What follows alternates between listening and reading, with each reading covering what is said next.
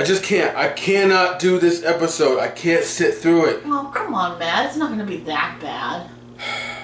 I mean, the whole thing can't be bad. I mean, just give it a try. See how far into it you get before it turns to shit. We begin the episode in the decon chamber where they're rubbing gel on each other. Oh, come on, get back in there. You have to at least finish the cold open. Oh, right. Pansy. So they're rubbing gel on each other. Captain Archer apparently got kicked off a planet mid-negotiation. This is Archer. He does that. These are the Cortassans, the easily offended aliens from Vox Sola, a previous episode.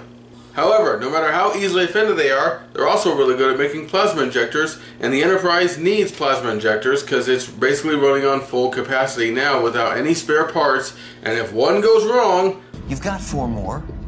The ship can run on 4. Yeah, but it can't run on 3. You know what happens at warp speed when you've only got 3 plasma injectors online. Yeah, that's a design flaw. So, you're out in the ass end of space with no spare tire, basically. No, aren't you the spareless one, Mr. Flintstone? So the 3 people are all able to pick up and leave, but Porthos, Captain Archer's beagle, apparently picked up some sort of pathogen and has to stay behind. What are you gonna do? I'm not sure yet. I think that's the theme of the episode, if not the series. Did you run your tests? His autoimmune system is collapsing. So it turns out Porthos basically has doggy AIDS. Wow. 2 characters in Enterprise end up with AIDS allegories. So now Captain Archer is really mad because apparently the Cortassans didn't verify their planet as dog safe, even though he sent them the dog specs. You know, maybe when you visit the planet of the easily offended aliens, which you knew about before you came, you should minimize the number of personnel who go down onto the site. And especially, don't bring non-sentient creatures that can't be trusted to behave! Commander, there! You think we're gonna wait around here for you to slaughter us? I'll blow this whole game apart if I have to! Or Porthos. But if their carelessness has hurt Porthos, or God forbid ends up killing him, they're gonna find out what being offended is all about. Not sending you a warning is not the same as saying that it's dog safe. There's a middle ground there that you kind of ignored. And T'Pol has meanwhile learned just what it was that offended the Cortassans so bad they kicked Archer off their planet. The Cortassans consider the Elvira trees cultural treasures. Apparently, Porthos urinated on one of them. And that's what they're insulted about? It is understandable. Well, maybe if they'd have bothered to read the genetic profile we sent, they'd have told us to leave the dog on the ship, and then he wouldn't have had an opportunity to pee on one of their precious trees. So now it's their fault for not telling you to not bring your dog. Oh, Archer's one of those people, isn't he? My doggie is a precious little angel, and you should be honored that she even got her dander up in your lung. Ugh. Sorry to keep saying everything SF Debris said in his review of this episode, but he covered it so well and thoroughly, I gotta hit the same points. Did you apologize for whatever we did wrong? I conveyed your sincerest apologies to the Chancellery. They're discussing possible acts of contrition. Where the hell do you get off conveying my sincerest apologies? Their captain is seriously unstable. I don't need to remind you that Commander Tucker is relying on us. There are some things more important than plasma injectors. Yes, but a dog is not one of them. Are you referring to your pride? I'll tell you one thing, Sub-Commander. If anything happens to Porthos, I'll be the one watering their Elvira trees. Yes, you heard that right. Our captain just threatened to pee on their sacred trees.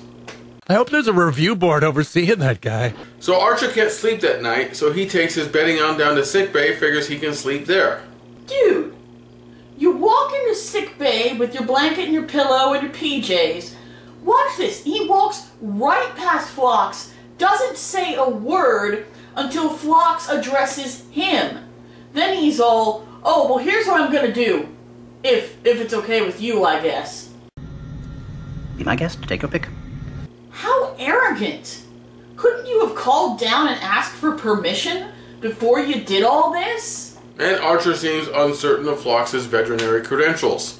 I thought you were just, a people doctor. As a matter of fact, I've also earned degrees in dentistry, hematology, botanical pharmacology. I'm impressed. As if Archer has any options anyway. Oh God, I hope not Trip.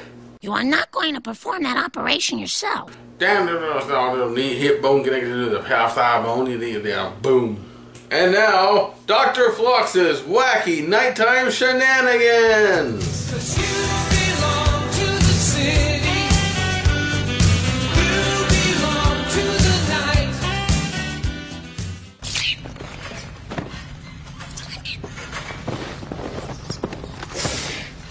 I'm sorry, Captain. Did I wake you again? Archer, you know Phlox runs 24/7. You had to know he was going to be going about his normal rituals. You can't expect him to be quiet just for you. Is he comfortable? He's fast asleep. I'm glad to see someone is. You know, Jonathan, if you can't sleep, Go to your own quarters! He goes to the gym and sees T'Pol there. And so they start arguing on the treadmill. Guess they haven't finished compiling their list of punishments. They're not interested in punishing you. They only want an appropriate apology. I'm sorry. For what? Just practicing. What a douche. And he starts trying to measure genitalia with a Vulcan and a female. And it just makes him look like such an ass. You obviously place more importance on the quality of the air your pet breathes than on the quality of the plasma that drives your ship. Thank you, T'Pol. Not often I turn to you to be the rational one, but any port in a storm. I really thought you were beginning to understand something about human feelings. Not when it pertains to primitive quadrupeds who haven't developed the ability to speak or to use a toilet. And you've just been T'Poned. So the Cortassans send their demands to Archer. Let me know if this fits with your definition of an appropriate apology. It's not her definition, you ass. What a douche. And in sickbay, Porthos takes a turn for the worse. They've got a perfectly good plasma injector sitting on a shelf somewhere. But will they share it with us? Really? You're upset that aliens won't share things with you? Let's go back a little bit here and... I'm going to have to remind myself every day that we didn't come out here to play God. Yeah. Ass. No, wait, I take that back. That's not the same thing, because the Cortassans are going to be willing to change their minds, which makes them more reasonable than Archer was when he was in this situation. I understand why you won't get involved with a species' natural development. I faced that decision myself. It isn't an easy one to make. Then we agree. No, we don't. Our encounter with the virus was an accident, one that you could have prevented. T'Pol thinks I care more about my dog than my ship. What does T'Pol's opinion concern you? He's my science officer, my second in command. Ladies and gentlemen, actors who are apparently on two different parts of the script in the same scene. Porthos has one paw in Beagle Heaven because these jerks didn't bother to look at his genetic profile. Am I supposed to ignore that? I would think you'd be more interested in Commander Tucker's opinion. We've known him for many years, if I'm not mistaken. It would be nice to have all 5 plasma injectors working, but it's not essential. We can do fine with 4. And the 5th one just started to act up. We might get another 10 light years out of it. Have you considered that your anger may encompass more than just Porthos and the Cortassans? What? How long has it been since you were intimate with a woman? Anyway, how is your sex life? Ah, the soothing, natural rhythm of a conversation with Johnny. Or, in other words... It's just a little crush. It's been nearly 3 hours since he received our transmission. If he has the slightest hope of acquiring any technology from us, he'd be wise to pay us the courtesy of responding. Why hasn't Archer responded by now? Apparently being near Porthos and Sickbay is more important than getting the crucial parts you need for your ship.